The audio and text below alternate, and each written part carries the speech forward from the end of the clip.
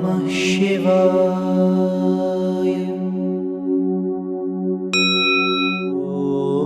Om Namah Shivaya.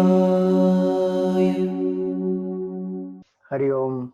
Vishveshwaraha, one who is the Lord of the whole universe. In fact, not just this one universe, many such universes. So one who is the Lord of the multiverse is the supreme infinite pure consciousness, who is Lord Shiva. So as the Lord of the whole universe, creation, sustenance and destruction is done by the Lord. That is one meaning. Second meaning is, if there is the Vishwa, if there is an effect, there has to be an intelligent cause of that effect. That intelligent cause of the effect, which is the world, is the Supreme Lord. Otherwise, we tend to think that the world has come on its own. There is no God. There is no creator. Or we think that the world is created, sustained and destroyed by nature. So 5 elements. Even in science, one believes that it is just the evolution of matter and there is no cosmic intelligence behind this universe. Vedanta clearly says that there is a cosmic intelligence. The intelligent cause of the universe is what we call as God. We may personify that infinite intelligent cause so that we are able to relate to that infinite cause through the form. But there is an intelligent cause of the universe. Because by itself nature is inert, the 5 elements are inert. What is it that enlivens this whole universe? That consciousness is the cause of the whole universe. So if there is an effect, there has to be a cause. If the world is the effect, there is an intelligent cause, which is God. And where is that God? The cause alone pervades the effect. The effect is nothing but cause in another form. So this whole Vishwa itself is the appearance of the divine. So not only Vishveshwaraha means the Lord of the universe, it also means the Lord who appears as the universe. Vishva eva Ishwaraha. So we don't have to search God somewhere up there. God is all pervasive, in and out, everywhere the Lord alone is. The intelligent cause pervades. Like the potter is the intelligent cause. The mud, the wheel, they are only the material and the instrumental cause. If we deny the intelligent cause, we are saying that the mud and the wheel come together by itself and the pot gets produced. In this whole creation, we see so much of sophistication. There are such systems here. Each and every being, if we think about it, how does the system function in each and every organism? Everyone's equipments are different, capabilities are different, and yet the systems have been made so beautifully. So everywhere we see there is an expression of a supreme intelligence. That intelligent cause of the universe is the Supreme Lord. And where do we find that intelligent cause? Though the Lord is pervading everywhere, that intelligent cause is in our own heart. That Vishveshwaraha is in our own heart as the self, as the pure consciousness, without which this whole BMI will be nothing. So the third law of cause and effect says, from the effect, if you remove the cause, the effect disappears. What if we remove from us? We will not be there. It is existence. Existence, if you remove, we become non-existent. So that existence, consciousness, bliss is one. That is Supreme Ishvara.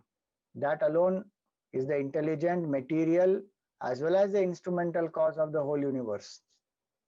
Abhinna Nimitta Upadana Karan we call. So not only that this word tells us that there is an intelligent cause of the universe, it also says that that intelligent cause pervades the whole universe.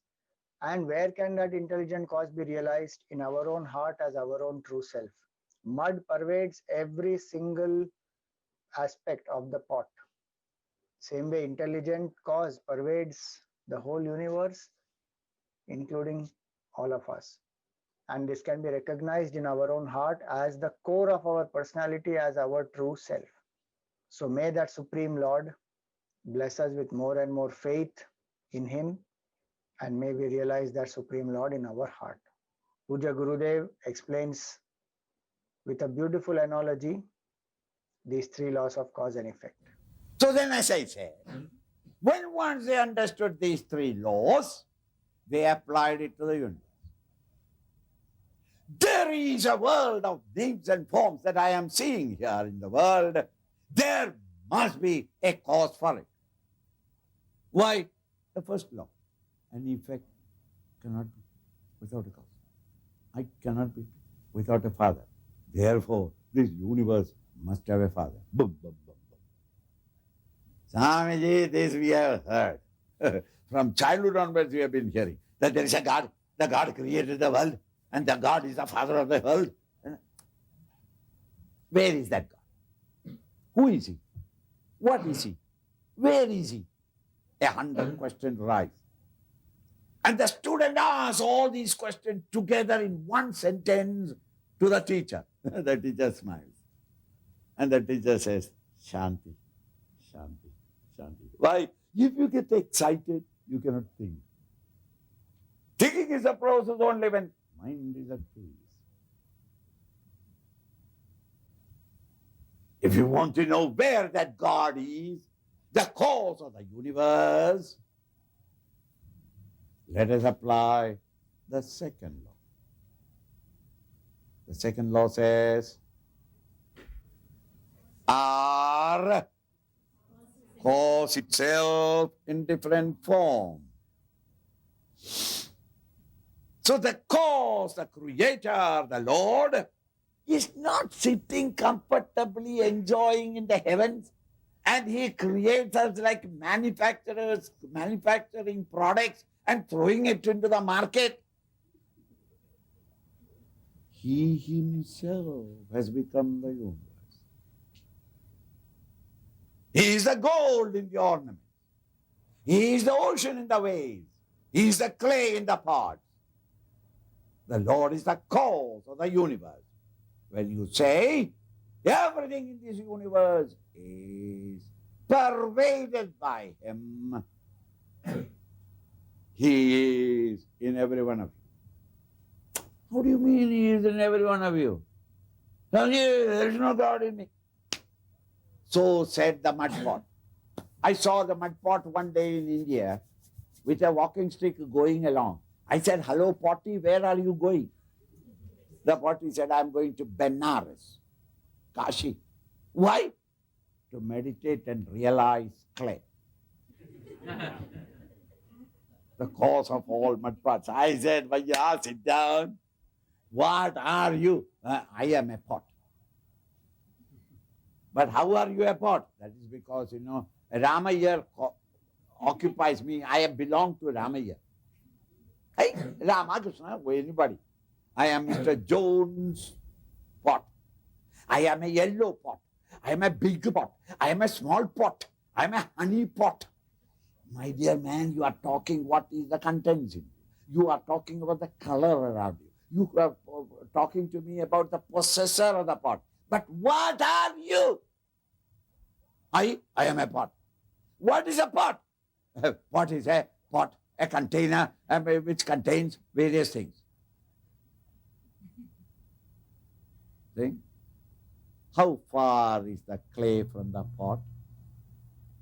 How far is the gold from the ornament? How far is the ocean from the waves?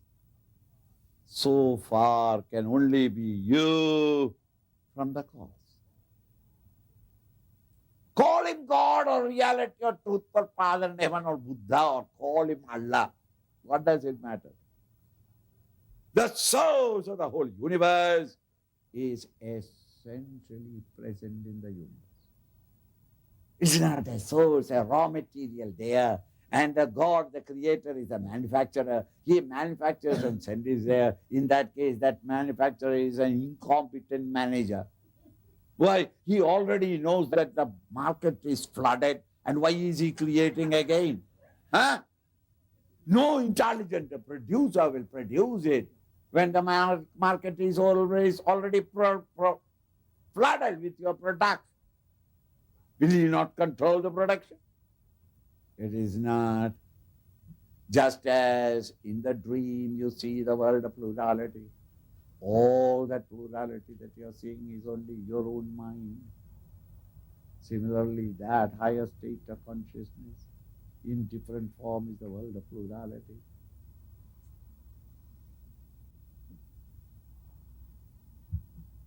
Swamiji, if that's God is in me, tell me which is God in me? Liver, pancreas, kidney, or my heart? Which is the God? Let us apply the third law.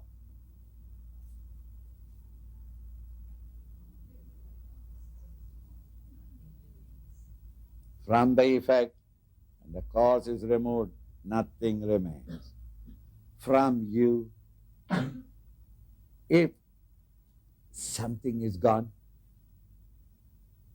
next day morning onwards, you don't exist. What is that? Oh, that must be my nose. Without a nose, you can survive, and a plastic surgeon can supply you with a nose. Oh, it must be ears. Without ears, you can do. Hands, legs. See? But when one's life is out of you, whoever you are, whatever the cause by which it is gone, is it not that you are not here among us? You are wiped out? Whoever you be, rich or poor, a congenital idiot or a genius. Where is Einstein now? Think? All people. One's life is gone, is wiped out. All of you are existing here now, and I am here sitting and talking to you only because life is in all of us.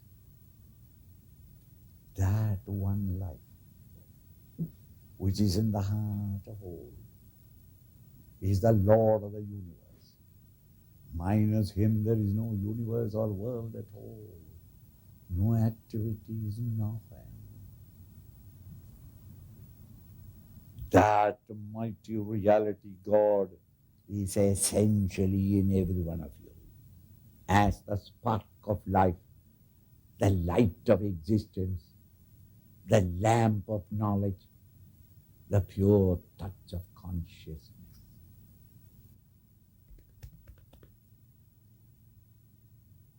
That consciousness life in you, we cannot produce it in the laboratory as a sample, as an object, in a test tube. Here is God. Now please pass it on. Everybody may see it. Oh, this is God. It cannot be shown. Each one will have to realize it because it is in your depth. It can be realized only an inside and not outside. And therefore, though we know we are alive, is there anybody here who has got a doubt whether you are alive or not? You know you are alive. What is life? That I don't know. Because we know only expressions of life. But there is life in us, we know, all of us know, no doubt about it. That life, which we know it is there, but we don't know what it is indicated in the science of philosophy by the symbol O. In arithmetics, when you don't know a thing, you say, let us be X. In science, what you don't know, we say that let it be gamma or beta or theta. In philosophy, we say that let it be Om. So Om is that secret, sacred presence, because of which all of us are working and functioning. What it is, we don't know. To discover it is called the science or technology in spirituality.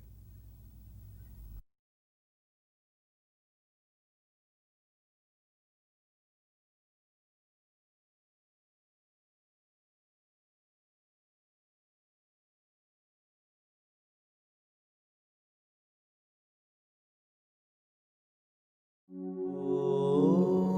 नमः शिवाय।